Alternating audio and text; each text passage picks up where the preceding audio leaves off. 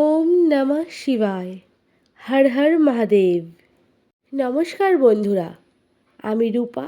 আমার চ্যানেলে তোমাদের সবাইকে স্বাগত জানিয়ে আজকে একটা নতুন ভিডিও শুরু করছি। আশা করি আপনারা ভালো আছেন এবং সুস্থ আছেন। এখন চলছে শ্রাবণ মাস। শ্রাবণ মাস হচ্ছে মহাদেবের সবচেয়ে প্রিয় মাস। যদি এই শ্রাবণ মাস চলাকালীন এই কিছু ধরনের প্রাণী আপনাদের বাড়িতে আসে, তাহলে আপনারা অবশ্যই সতর্ক থাকবেন এবং সাবধানে থাকবেন। কারণ এই প্রাণীগুলোই ইঙ্গিত দেয় যে আপনার ভাগ্য বদলাতে চলেছে, আপনাদের জীবনের খারাপ দিন শেষ হতে চলেছে। এই প্রাণীগুলি যা অত্যন্ত শুভ। এই প্রাণীর আগমনেই আপনার বাড়িতে আসবে শুভ সময়। আর এই প্রাণীরা যেই ঘরে যায় সেই বাড়ির উন্নতি কেউ আটকাতে পারে না। এই প্রাণীর মধ্যে অনেক প্রাণী রয়েছে যারা কোনো না কোনো দেবদেবীর প্রতিনিধিত্ব করে। তাই প্রতিটি মানুষের এই প্রাণীগুলির সম্পর্কে জানা অত্যন্ত গুরুত্বপূর্ণ। যদি আপনার বাড়িতেও এই ধরনের প্রাণী আসে, তবে আপনি ভেবে নিন যে আপনার সৌভাগ্য আসতে চলেছে। এই শ্রাবণ মাসের গুরুত্ব আমাদের হিন্দু ধর্মে অনেক রয়েছে। এই শ্রাবণ মাসেই হয়ে থাকে শ্রাবণ সোমবারের ব্রত এবং 16 সোমবারের ব্রত। এই মাসে মহাদেব তার ভক্তদের আশীর্বাদ করতে স্বয়ং পৃথিবীতে আসেন। তাই এই মাসটি অবশ্যই গুরুত্বপূর্ণ। তাই এই মাসে অবশ্যই আপনারা মহাদেবের পুজো করতে একদমই ভুলবেন না। এই মহাপবিত্র শ্রাবণ মাসে কোন প্রাণীগুলো আমাদের বাড়িতে আসা অত্যন্ত শুভ। তাই আপনাদের কাছে অনুরোধ করছি, ভিডিওটি সম্পূর্ণ দেখুন। ভালো লাগলে অবশ্যই একটি লাইক করুন আর কমেন্টে ভক্তি ভরে লিখুন হর হর মহাদেব। আর আমার চ্যানেলে যদি নতুন হয়ে থাকেন, তাহলে অবশ্যই চ্যানেলটিকে সাবস্ক্রাইব করে পাশে থাকবেন। বেল আইকনটাকে প্রেস করে দেবেন, ভিডিও ছাড়ার সাথে সাথে পৌঁছে যাবে আপনাদের কাছে। তো বন্ধুরা, আসল ভিডিওতে আসা যাক। শাস্ত্রমতে এই শ্রাবণ মাসে বহু রীতিনীতি পালন করার মাধ্যমে আমরা নানান সমস্যা কাটিয়ে উঠতে পারি।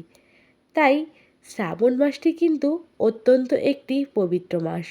এই মাসে নানা কাজের মাধ্যমে আমাদের ভাগ্যকে জাগিয়ে তুলতে পারি। তাই বন্ধুরা, আপনারা ভাগ্যটি বদলাতে সর্বদা সতর্ক থাকবেন। এই শ্রাবণ মাস চলাকালীন এই প্রাণীগুলি যদি আপনাদের বাড়িতে আসে, তাহলে ভুলেও তাড়াবেন না, অকারণে বিরক্ত করবেন না। এতে মা লক্ষ্মী স্বয়ং আপনার বাড়িতে বসবাস করবেন। তাই বন্ধুরা, আপনাদের ঘরকে সবসময় পরিষ্কার পরিচ্ছন্ন করে রাখুন এবং আপনার বাড়ির সামনে কখনোই নোংরা বস্তু কিংবা চপ্পল রাখবেন না। ঘরের জানলা সময় মতো খুলে রাখুন। ঘরে হাওয়া বাতাস প্রবেশ করতে দিন, যাতে মা লক্ষ্মী এসে আপনার বাড়িতে না ফিরে যান। বাড়িতে পরিষ্কার পরিচ্ছন্ন থাকলে মা লক্ষ্মীর আগমন খুব সহজেই হয়। অকারণে ঝগড়া, মারামারি ইত্যাদি এড়িয়ে চলুন। এই কাজগুলি করলে মা লক্ষ্মী খুব সহজেই সন্তুষ্ট হন। বন্ধুরা, ভগবানকে সন্তুষ্ট করা কিন্তু খুব একটা কঠিন কাজ নয়। যদি তোমার মনে থাকে ভক্তি আর বিশ্বাস, এই ভক্তি আর বিশ্বাস দিয়েই ভগবানকে প্রসন্ন করা কিন্তু খুবই সহজ। যুগ যুগান্তর ধরে আমরা দেখে আসছি ভগবানকে ঋষিমুনিরা ধ্যানের মাধ্যমে সন্তুষ্ট করতেন। তাই আমরা যদি আমাদের প্রত্যেক দিন নিত্যদিনের জীবনে কিছু কার্য করে থাকি, এই কার্যের মাধ্যমেই আমরা কিন্তু ভগবানকে সন্তুষ্ট করতে পারবো, যার ফলে আমাদের গৃহে মা লক্ষ্মী সবসময় থাকবে বিরাজমান। সংসারে থাকবে শান্তি, আর্থিক উন্নতি হবে এবং সুস্থ জীবনযাপন করতে পারবেন। তাহলে চলুন বন্ধুরা, জেনে নেওয়া যাক এই 4টি প্রাণীর সম্পর্কে, যেগুলো আপনার বাড়িতে আসার পর আপনার ভাগ্য ফিরে যাবে। প্রথমত, টিকটিকি। টিকটিকিকে লক্ষ্মীর প্রতীক বলে মনে করা হয়। প্রত্যেক বাড়িতেই কিন্তু টিকটিকি দেখতে পাওয়া যায়।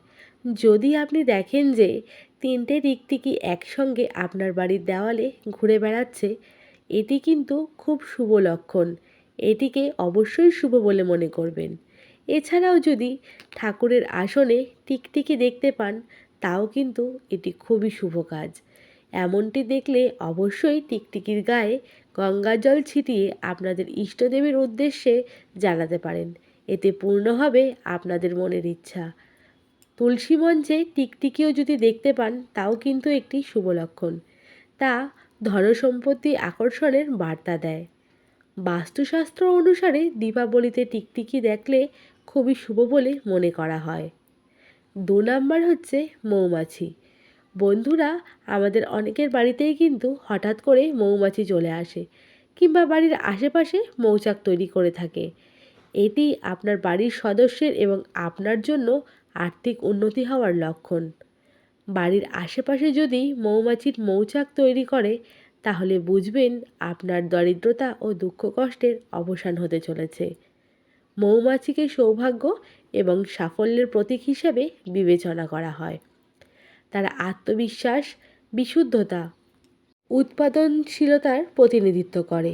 এই কারণেই বাড়িতে মৌমাছির মৌচাক রাখাকে ইতিবাচক হিসেবে বিবেচনা করা হয় এবং বিশ্বাস করা হয় মৌমাছিরা অমৃতের এবং প্রাচুর্যের প্রতীক হয়ে থাকে। ব্যক্তির ভাগ্য অর্থকে আকর্ষণ করে। নাম্বার 3, পিঁপড়ে। বন্ধুরা, প্রাচীন কাল ধরে আমরা জেনে আসছি পিঁপড়ে কিন্তু আমাদের বাড়ির জন্য খুবই শুভ একটি প্রাণী, যা আপনার ঘরে দেবী লক্ষ্মীর আগমন শুরু হয়ে গেছে আপনি বুঝতে পারবেন। জ্যোতিষশাস্ত্র ও বাস্তু অনুসারে যদি আপনার ঘরের পূর্ব দিক থেকে পিঁপড়ে আসে তাহলে বুঝবেন আপনার ভাগ্য খুবই শীঘ্রই বদলাতে চলেছে এবং আপনার ভাগ্যে দুঃখ দিন শেষ হতে চলেছে।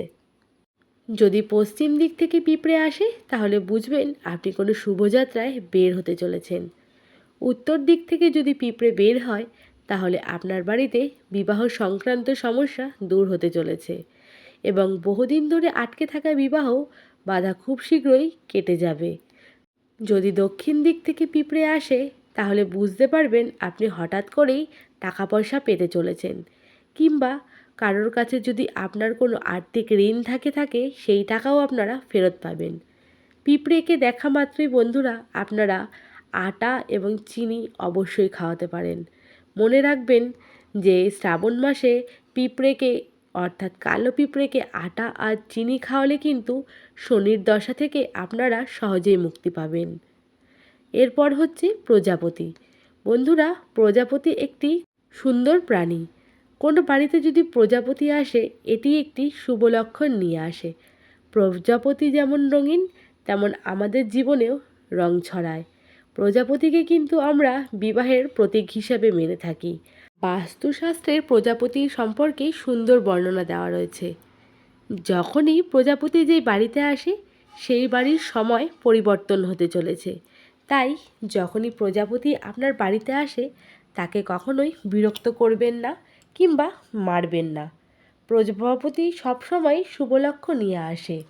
প্রজাপতিকে যেহেতু আমরা বিবাহের প্রতীক হিসাবে মেনে থাকি, প্রজাপতি বাড়িতে আসলেও কিন্তু আমরা মানি যে বাড়িতে কোনো শুভ বিবাহের আগমন ঘটতে চলেছে। এরপরে আরও যে একটি প্রাণী সেটি হচ্ছে ষাঁড় গরু। আপনার বাড়িতে যদি কোনো সময় ষাঁড় গরুর প্রবেশ ঘটে তাকে কিন্তু কখনোই তাড়িয়ে দেবেন না। অনেক সময় দেখবেন রাস্তা দিয়ে কিন্তু ষাঁড় গরু হেঁটে চলেছে। সেই গরুকে আপনারা রাস্তায় দেখা মাত্রই নিজের সাধ্য মতন কিছু খাবার দান করুন।